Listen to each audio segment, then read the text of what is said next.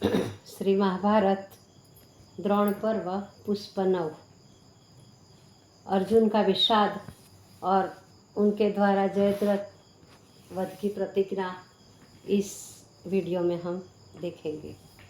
सूर्य नारायण अस्त होने पर संशप्तकों के शेषांश का विनाश करके अर्जुन श्री कृष्ण सहित अपने शिविर को लौटे।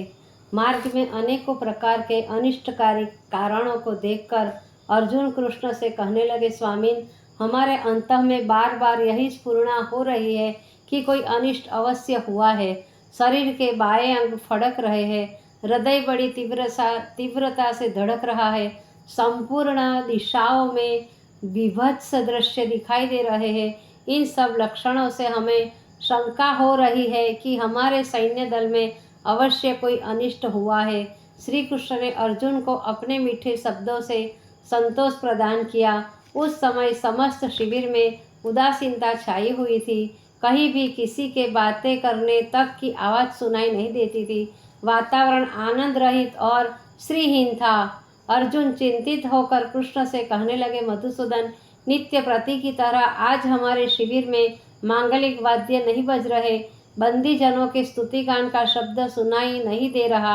आज प्रतिदिन की तरह पुत्र अभिमन्यु भी हम लोगों की अभ्यर्थना के लिए उपस्थित नहीं हुआ।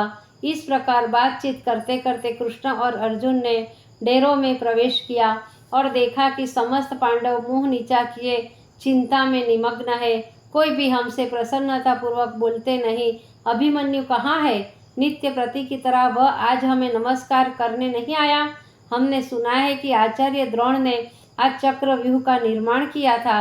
कहीं आप लोगों ने उस चक्रव्यूह में भेदने के लिए तो नहीं जाने दिया, क्योंकि वह केवल प्रवेश करने की ही क्रिया जानता था।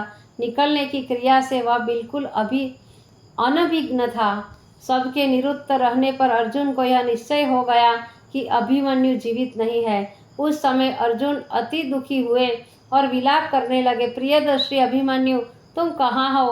अरे ओ अर्जुन के वज्र हृदय, तू प्यारे पुत्र अभिमन्यु के न रहने पर टुकड़े टुकड़े क्यों नहीं हो जाता? इससे भी प्रबल आघात और कौन सा होगा जिसे सुनकर तेरे टुकड़े टुकड़े होंगे? बेटा, तुम्हें संग्राम में देखकर शत्रु भयभीत हो जाते थे, किंतु शत्रु पर पहले कभी प्रहार नहीं करते थे। युद्ध में निर्भीकता तुम्हारा प्रधान गुण था। रथियों की गणना होने पर अल्प वयस्क होते हुए भी तुम्हें महारथी गिना गया। वीर अभिमन्यु अपने वीर पिता से क्यों रूठ गए? वीरों को देखकर तो तुम सदैव बड़े हर्षित होते थे। बेटा, तुम्हें न देखकर तुम्हारी माताएं सुभद्रा और द्रौपदी मुझसे क्या कहेगी? मैं उन्हें क्या उत्तर दूंगा? दुखिया पुत्र वधू उत्तरा को क्यों कर संतोष दिलाऊंगा? पुत्र शोक से पीड़ित अर्जुन को भगवान श्री कृष्ण ने बाह पकड़कर संभाला और कहा, प्रिय धनंजय, तुम तो जानने योग्य तत्व को जान गए हो, फिर भी मोहग्रस्त होते हो। तुम्हें दुखी देखकर तुम्हारे अन्य भाई अत्यंत दुखी हो रहे हैं।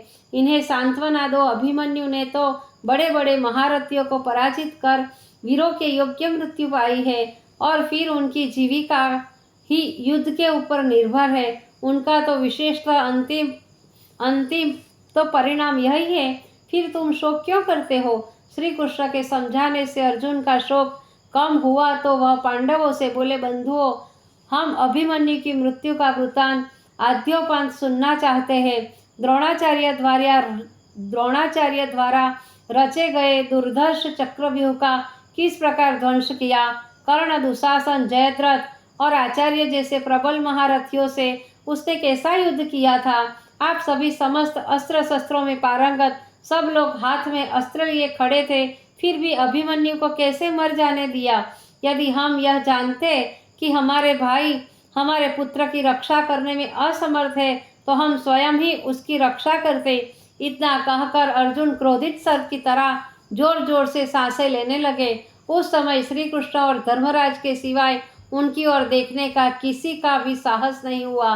तब धर्मराज बड़े विनम्र शब्दों में कहने लगे, जब तुम सशक्तों से युद्ध करने चले गए, उस समय आचार्य ने हमें पकड़ने का अकथ प्रयत्न किया।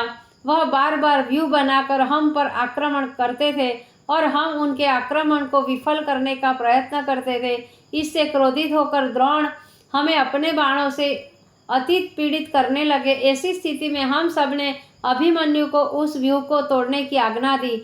हमारी आज्ञा देने पर वह शेर बालक उस व्यूह को तोड़कर उसके अंदर प्रवेश कर गया। जब हम उसकी सहायता के लिए उसके पीछे जाने लगे तो जयद्रथ ने शंकर के वरदान के प्राप्त से हमें द्वार पर ही रोक लिया। हमारे घोर प्रयत्न करने पर भी हमें अंदर न जाने दिया। वहां उस बालक को अकेला पाकर कर्ण, द्रोण आदि 6 महारथियों ने उसे चारों ओर से घेर लिया और सबने मिलकर उसे रथहीन और शस्त्रहीन कर दिया।